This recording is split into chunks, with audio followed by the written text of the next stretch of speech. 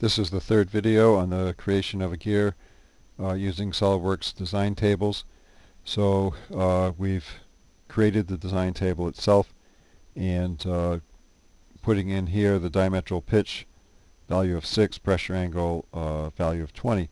Now we want to create the table that will contain the XY coordinates for the generation of the involute curve. So I'm just going to go ahead and put in points, theta, x, y. So points 1, 2, and of course with Excel, if I highlight these two and drag these down, then it's smart enough to figure out that I want to increment that by 1. Theta, we're going to start with 0.05, increment that by intervals of 0.05. So the next one would be 0.1, and again I can highlight those and drag those down. You could type in the actual equation, of course, to do that as well. You know, this value equals the previous value plus 0.05. But so now we want to put in the values for x and y. And just going back to here, the pitch circle of diameter, of course, is 5.5. The addendum, we look at this, we want to put this actually in as an equation. So the addendum is going to equal the pitch diameter plus we have the distance from the pitch circle to the addendum circle, which is 1 over p, remember. But because it's a diameter, we have to add 2 divided by, and we'll use the click on the diametral pitch here, so that if we later change this table, it will automatically update.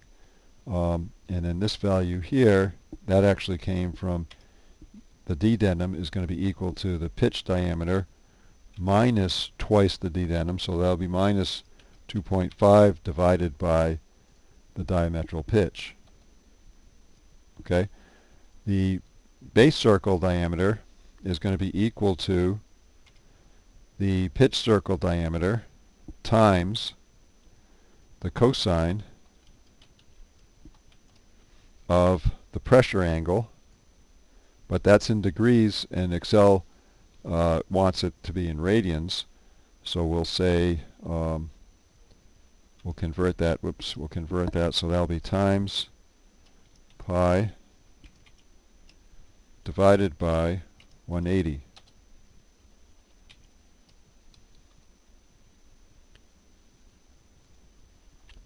Alright, so now we have equations that basically, these equations are all based on the pitch diameter, diametral pitch, and pressure angle. So now the equation for x, we're going to put in, that's going to be equal to the base circle radius, which will be equal to the base circle diameter divided by 2. And then we have to multiply that by the cosine of theta plus theta times the sine of theta.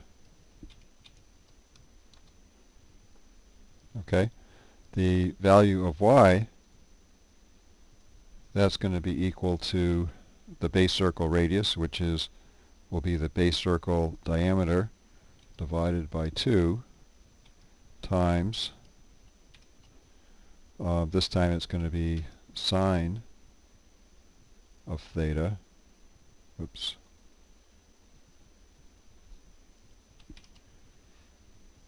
sine of theta minus theta times cosine of theta.